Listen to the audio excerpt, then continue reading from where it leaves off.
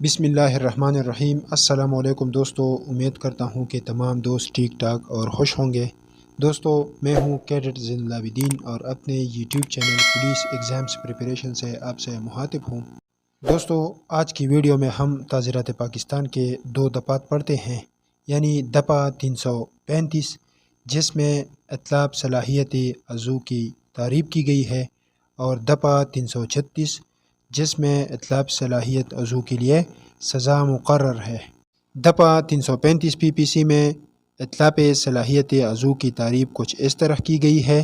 کہ جو کوئی شخص کسی دوسری شخص کے جسم کے کسی عضو کی فعلیت، قوت یا استعداد کو برباد کرے یا مستقل طور پر کمزور کر دے یا مستقل بدنمائی وقوع میں لائے تو کہا جائے گا کہ وہ اطلاق صلاحیت عضو وقوع میں لایا۔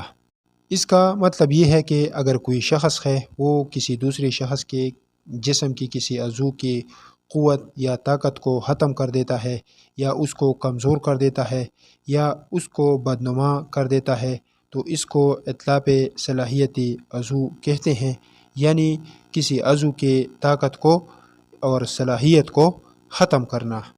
اطلاق عضو اور اطلاق صلاحیت عضو میں فرق یہ ہے کہ اطلاق عضو میں اس کے جسم کا کوئی حصہ مکمل طور پر جدا کر دیتا ہے، منقطع کر دیتا ہے، لیکن اطلاق صلاحیت عضو میں اس طرح نہیں ہوتا۔ اطلاق صلاحیت عضو میں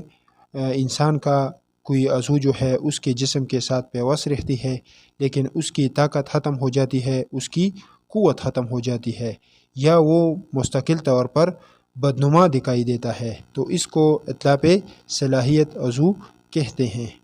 اگر کوئی شخص اطلاق صلاحیت عضو کا مرتکب ہو جاتا ہے تو اس کو دفعہ 336 کے تحت سزا دی جائے گی۔ دفعہ 336 PPC میں ہے جو کوئی شخص اس نیت سے کوئی فعل کرے کہ وہ اس کے ذریعے کسی شخص کو ضرر پہنچانے یا اس امر کے احتمال کے علم سے کہ اس فعل کے ذریعے سے وہ کسی شخص کو ضرر پہنچائے گا اور اس کے ذریعے سے وہ کسی شخص کا اطلاق صلاحیت عضو وقوع میں لائے، اسے مجاز میڈیکل افسر سے مشورہ کر کے قصاص کی سزا دی جائے گی۔ اور اگر احکام اسلام کے مطابق مساوات کے اصولوں کو مد نظر رکھتے ہوئے قصاص قابل نفاذ نہ ہو تو مجرم عرش کا مستوجب ہوگا اور اسے بطور تعزیر دونوں قسموں میں سے کسی قسم کی قید کی سزا بھی دی جا سکتی ہے، جس کی میعاد 10 سال تک ہو سکتی ہے۔ یعنی اگر کوئی شخص اطلاق صلاحیت عضو کا مرتکب ہو جاتا ہے